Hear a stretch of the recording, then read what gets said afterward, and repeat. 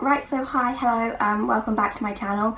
Today's video, you're going to notice that the title does not say how I got a 7, but instead how to get a 7. Yeah, I'm still salty about that. The IB really messed me over. So basically, IB results day has been and gone, so I already know what I got. I got a 6, which is an A, which is fine, but it's also not fine at all. So I've been working consistently at 7 all of year 13. I have this wallet which is all of my past mocks. I got a 7 in all of them. And somehow the IB decided no, she's not actually going to get the grade that she's been consistently working at and has been predicted. She's instead going to get a whole grade lower. And it wasn't even like a good 6. I would understand if they gave me like a strong 6, like an almost 7. I would be like, oh, I'm not happy, but okay, like not dreadful. It was a low 6.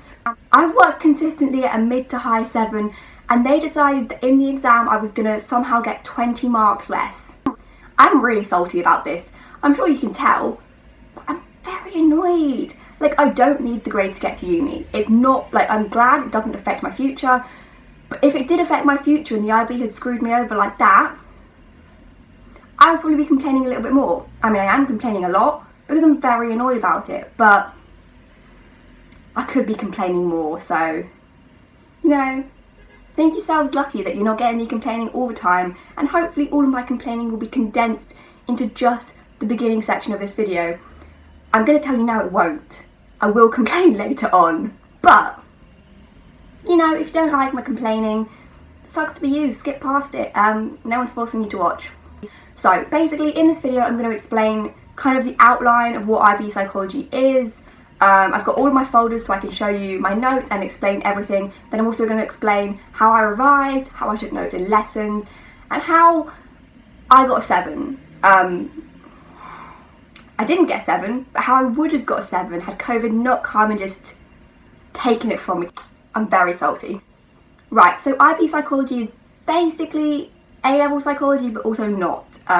It's psychology, it's a post-16 qualification, but it's international. So you can either do standard level or higher level. In my school, standard level is 3 lessons, high level is 5 lessons. In standard level, you study biological approach, cognitive approach, socio-cultural approach, and then one option. The options are, from my year, they were relationships, abnormal, developmental, and health. Sport was one option, but I think that got taken out. So our standard level option was abnormal, which is mental illness and all of that jazz. If you're in high level, you do all of the standard level content, then you also do 2 more kind of topics. You do research methods, which is just experiments, lab experiments, that kind of thing. And then you also do a second optional unit. So ours was relationships, but it could have been developmental or health. So basically you could pick any combination of the optional modules, whichever ones your teacher wanted. Most people do tend to go for abnormal relationships. I think just because most people sign up to psychology thinking it's just mental illness, so the teachers are like, oh, we've got to give them something so they don't drop out. So when it comes to exams, you sit 3 papers. If you're a standard level, you only sit 2. Paper 1 is all of your core topics. So it's biological approach, cognitive approach, and socio-cultural approach. You get 3 9 markers. 9 markers are short answer questions. They're relatively straightforward. I will explain later how to do them, but they're quite simple. You get 1 on biological, 1 on cognitive, and 1 on socio-cultural. Then you have 3 essay options. 1 on biological, 1 on cognitive, and 1 on socio-cultural. You pick one of the essays. You answer 1. Let me just put this out there. 1. Do not answer more than 1 essay question. If you're in high level, you also study kind of an extra section for all of the core topics. So you do cognitive, high level, socio-cultural, high level, and biological, high level. So your paper 1 is exactly the same, but for your last section, one of the questions, at least one of the questions will be on your high level extension. So you can pick to answer that if you want. You can just scrap the high level content and say, no, I don't want to answer the high level question. You can really pick and choose how you answer it. You can really minimise your workload, which I will talk about because I completely cut out 2 sections. I wasn't going to answer the questions. I knew I wasn't going to answer them, so I just stopped learning them. Then paper 2. The bane of my existence, the worst paper ever, just awful, it sucks. You get 2 essay questions if you're in high level and 1 essay question if you're in standard level. So it's on your optional module. So you get given 3 questions. So let's give the example. Standard level student is sitting their paper 2 exam and they are doing the abnormal section. There will be 3 questions that they can pick from. So abnormal is split into 3 sections. 1 question will be from each section. So you can really minimise your workload there. You can pick and choose which question you answer. You answer 1. Don't answer more than 1 from the same section. And also, this goes without saying, but someone in our January mocks did this. Answer the question from your section. If you studied abnormal, answer the abnormal question. You learn the content. You're not going to be able to get high marks in a developmental question if you've not learnt developmental. So then if you're a higher level student, you do the same, but you do 2 questions. So you do your abnormal questions and then you do your relationship question. You pick and choose which one you want to do. I knew which question I was going to answer straight away. I knew how many options there were and I knew exactly which one I was picking. So I really did make it easy for myself, and I will explain that in a bit. Then you have paper 3. Paper 3 is only high level, and it is every high level student saving grace. It's very easy paper, and I'm saying that quite objectively. I don't think it can be too different. Right, it's only on research methods, and research methods is very nice, friendly topic. So you get given kind of an extract of a study. So it will say, oh, Judith was studying, I don't know, PTSD in veterans. This is where her sample came from. This were her results. This is what she found, etc. It's just a summary of the study. It may be real, it may not be real. I don't particularly know. So you have 3 questions on that extract. Question 1 is split into 3 sections. So for question 1A, you get asked what is the research method that they used and name 2 characteristics of that. Here's an example. Question 1, so the answer is an experiment. What kind of experiment? You're more likely to get the marks if you say what kind of experiment it is. So you say, oh, this was a lab experiment, and then you name 2 characteristics of that. So question 2 or 3, I don't know which one because I just don't particularly remember. You basically have to name the sampling method that they used. And then you just name 2 characteristics. Very simple again. Right, question 3 or 2, I don't know which one, is then name an alternative or additional research method that they could use. You can do this very easily. You then have to give 1 reason why. Your 1 reason, a little bit of detail because 2 marks are riding on that 1 reason. Question 2 is then about ethics. Ethics, very easy. Quite possibly one of the best questions. You can very easily get 6 out of 6 in this question. So you can either get asked, explain the ethics that they've used and any more ethics that they should have used, or explain the ethics that they've used and then any more that they would have to use when applying the results. They're similar, they're not the same question. They come across similar, but they are not the same. When it comes to ethical considerations, very easy acronym from Think IB, CAR, DUD, consent, anonymity, right to withdraw, deception, undue stress or harm, and debriefing. Very simple, you've got your 6 marks. You don't have to mention all of them. I normally mention 4, but because, right, you get 1 hour of paper 3 and it never takes me an hour, so I just go back and just add details. You're not really going to lose marks, just start waffling a bit. Just add rubbish really is what I do. Right, then question 3, you can have 3 possible questions within question 3. Question 3 is only 1 part, it is just 1 question. Same with question 2. So question 3, you can get asked about generalizability, transferability, that kind of thing. So it's normally like, oh, to what extent could you transfer the findings or generalize the findings, that kind of question. Then you could get asked about researcher bias. So how would you reduce researcher bias in the study? Very easy. Then you could get asked about credibility. How do they establish credibility? How do they make sure the results are credible? Paper 3 is very straightforward. You know the questions before you go in. You can know the answers. You just need to know definitions. Here is the thing I will repeat many times. You need definitions. If you don't know the definition, you're not going to get the marks. Simple as that. Right, so that is the overview of the 3 papers and kind of how it works. Now I'm going to move on to just how to kind of take notes. So, your teacher is teaching you, write down every definition. And I mean every definition. Then just learn them. Just go home after the lesson and just read your definitions a couple of times over. It doesn't take long and it really will get you the marks that you need because definitions are very important. Then, when your teacher gives you a study, write it down. It's really not that hard. Loads of people I know in lesson will just not write things down because they're like, oh, do this at home. You won't. Make notes when your teacher's showing them to you. Your teacher's there to teach you. Ask them questions when they're there and make notes of what they're saying because not everything they put on the slides is what they're going to say. So when your teacher gives you a study, write down the name of the study and the date. You don't need to know the date, but it helps you because sometimes one person has done 3 or 4 studies and you're going to want to know which study that is. So if you're going back to look at it and you've not finished your notes, you've got the name and the date so you can very easily find it. Also, if you are looking for studies, Just search up the name, the date, and then Quizlet. Someone on Quizlet will have done it for you, very simply. So when you're writing down a study, name, date, aim, method, results, conclusion, evaluation. Very simple. Your evaluation doesn't have to be big. I would never write down like, oh, they use this, this, this, and this. No, I would do a little table at the bottom of my study, a plus and a minus. A plus, things I did well, minus, things I did not do well. Easy, very easy.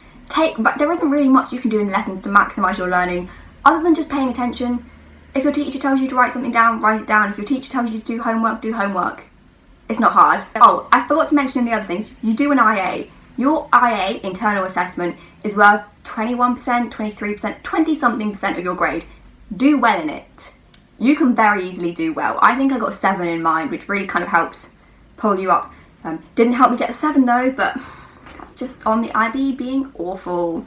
So, your IA is just a replication of another study. Most people do Loftus and Palmer because it is the easiest study to do. You just steal their study and just redo it. And then you write up a lab report. Your lab report is up to 2,200 words. Mine was exactly 2,200 words because why not? It's quite easy. The beginning bit, very easy. The statistical analysis, a little bit confusing if you've never done stats before. I've never done stats before because why would I have? But once you learn it, you really don't have to spend long on it. My statistical analysis took about 2 minutes. I put it into the calculator, gave me the numbers, and I was like, oh, this isn't significant. Simple. Do well in that. Your teacher can give you feedback. You can change your IA. You can edit it. If your teacher says you've not done enough to get a 7, here's what you should do. Listen to her. Listen to them. Do what they say. So now I'm going to go on to kind of how I revise. And I'm not going to lie, my revision was great.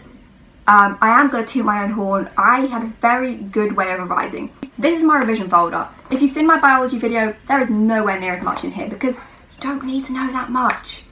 It's not, right, IB psychology is not content heavy at all. Compared to other subjects, the amount of content is not that bad. It really isn't. You just have to be able to kind of apply it.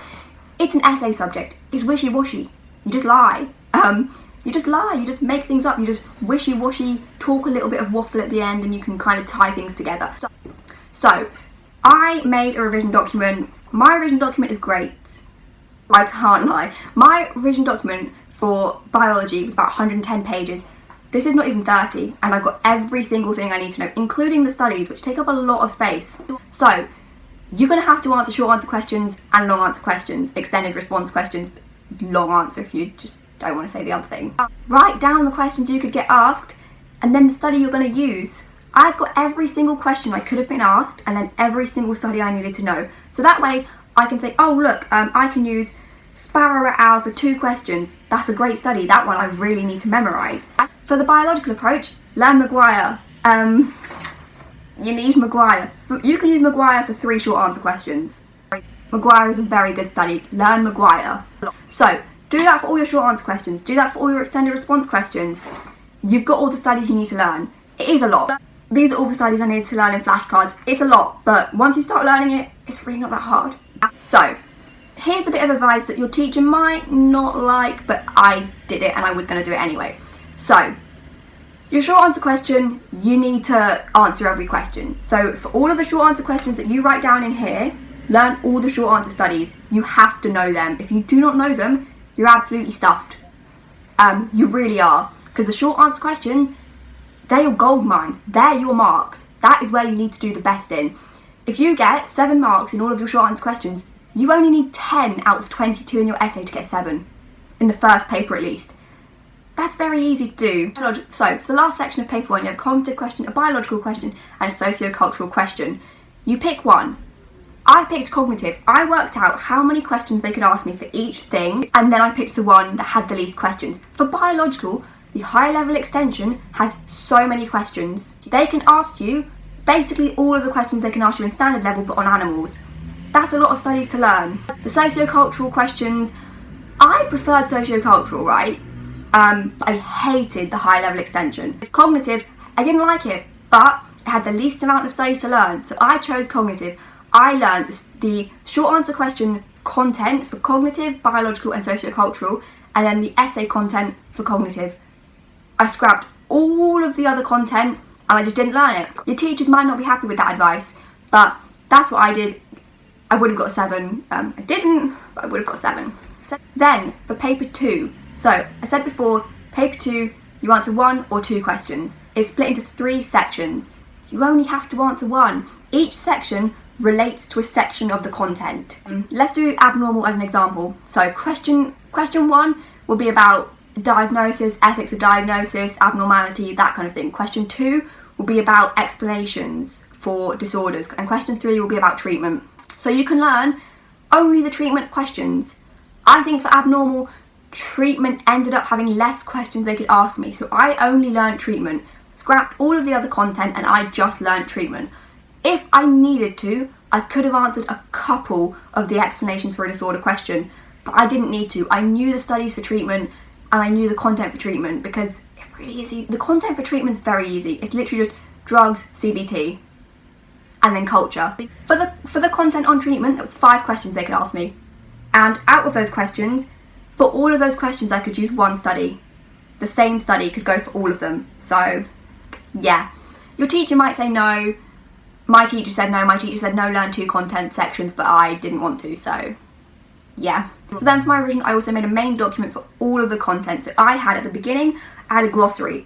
After all of my definitions, I've got theories and studies. So in the extended response questions, you might get, let's say you get asked about the multi-store model of memory.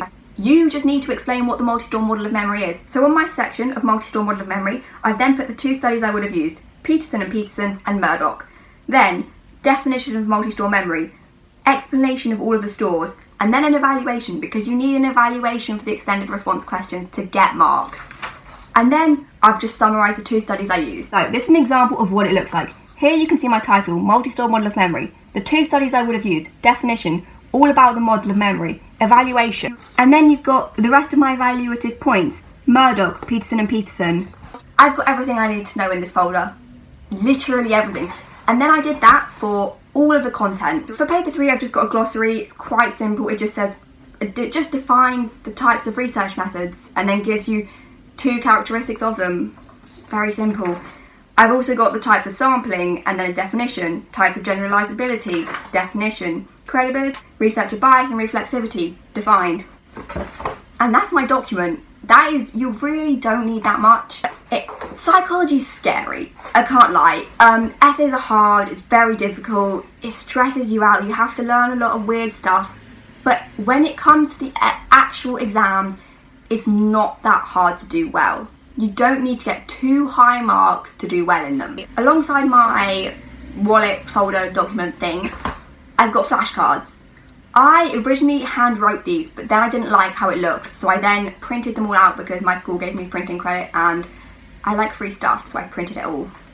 Here's another thing I did, colour coded. So cognitive was blue. You can't see. Cognitive was blue, sociocultural was pink, biological was green, abnormal was kind of greeny blue, teal, and then relationships was purple. That might have done nothing for me, but it might have helped. So I knew when I picked up this study, even if I didn't know who Sparrow et al. Were, it was blue, it was cognitive, I knew it.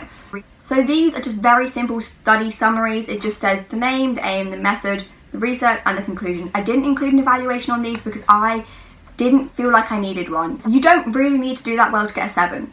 And I'm sure you're thinking, Sassy, yes you do, it's an A star. You don't. This is my folder. This has my mock results for January 2020. So I'm just going to tell you how many marks I got and I still got a 7. Paper 1. Paper 1 is worth the most. You need to do well in paper 1. I got 35 out of 49, which is a 7. My essay wasn't great, but my short answer questions were. Boosted me up. Paper 2. My paper 2 wasn't good. I got a 5. I got 27 out of 44. I can't write essays.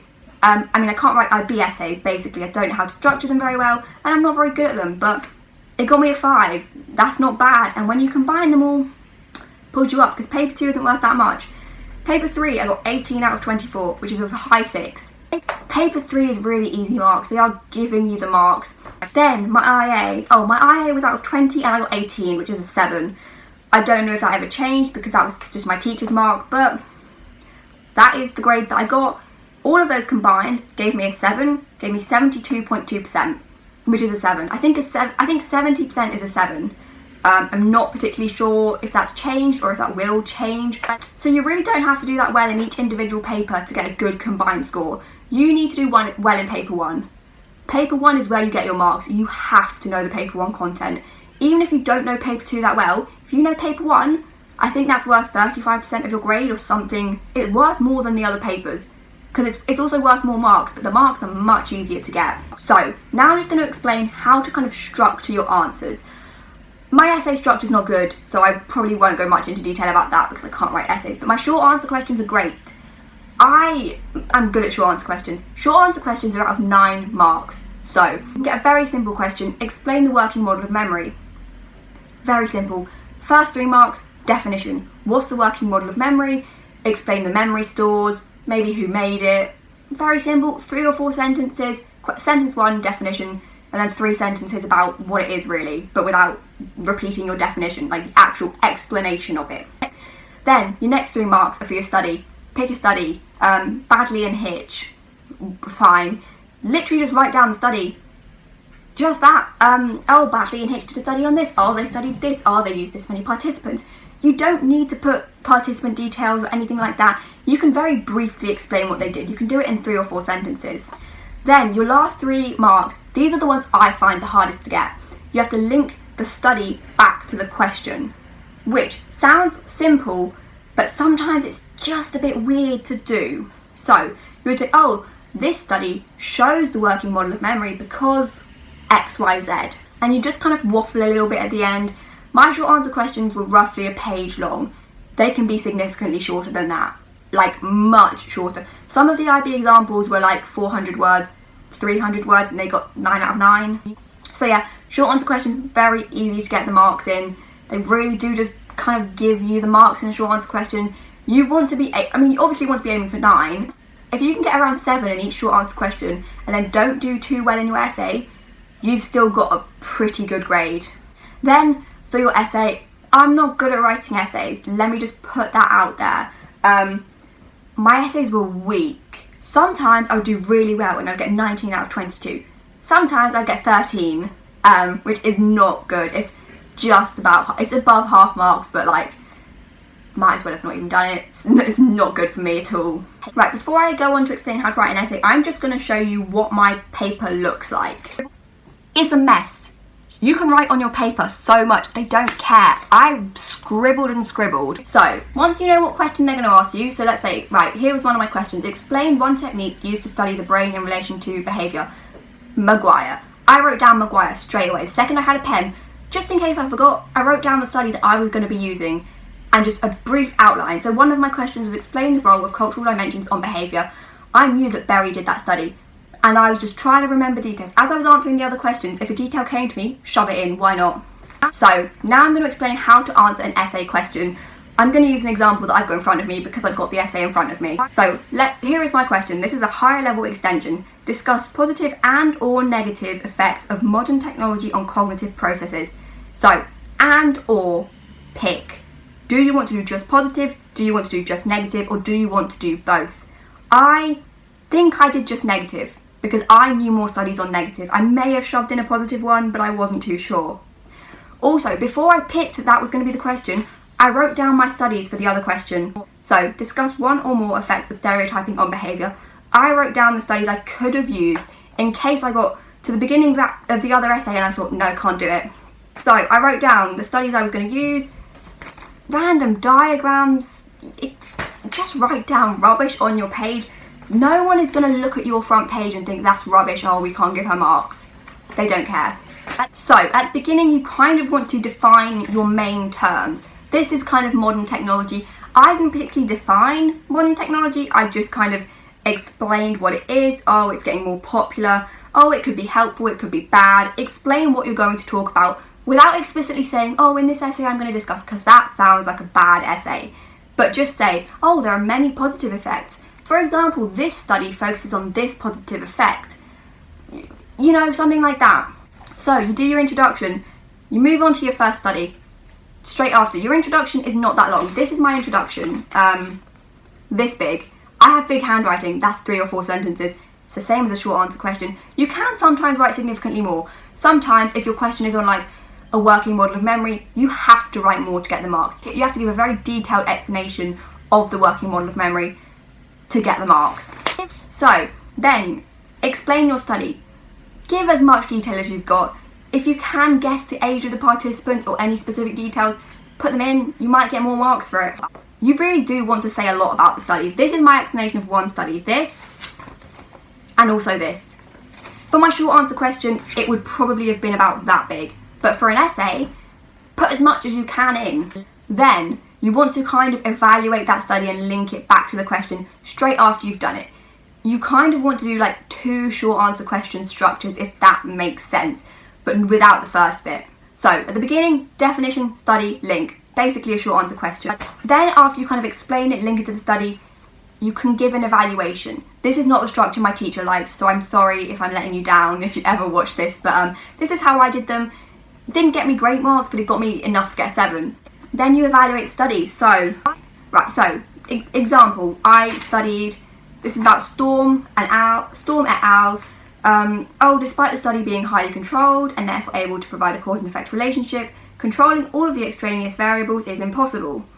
Explain why you're evaluating that. Why is that relevant? Like, don't just evaluate for the sake of evaluating. Why is it relevant to what you're saying? That's important. Here I did not do just negative effects, I actually then went and did a positive one. So on the other hand, another study is by Feng. Oh, they found a positive effect. Explain the study. This explanation of the study, not that long, because I could not remember it. That's fine. Also, you don't have to know the name. Don't think, oh, I don't know the name of who did it, I can't write it. They don't care, really. The name doesn't really get you any marks. If you know what the study is about, that's good enough for them. So, evaluate that. Then, I decided you only need 2 studies for an essay. Well, you need at least 2. I had some time, so I shoved in a 3rd one to go back to the negative effects.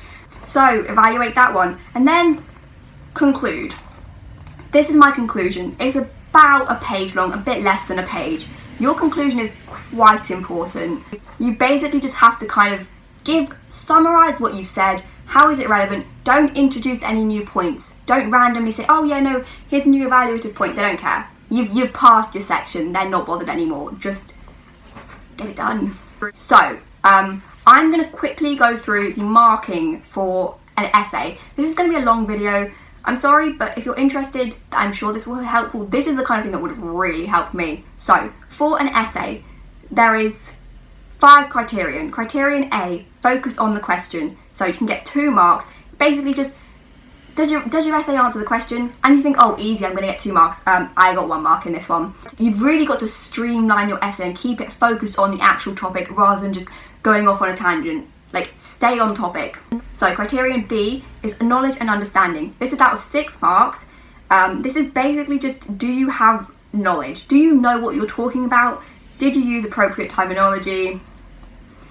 This one's quite easy to get marks in, which is why you need your definitions. If you don't know your definitions, criterion B goes out the window. Then, criterion C. These are your studies. How relevant are your studies?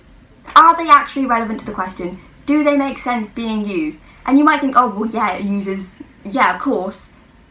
Sometimes it doesn't. I learned that the hard way. Sometimes you might get asked a question on multi-store model of memory and you use a study that links to the multi-store model of memory, but it doesn't actually relate to what you're trying to say, so it's not relevant. Then we have criterion D, which is critical thinking. This, again, 6 marks.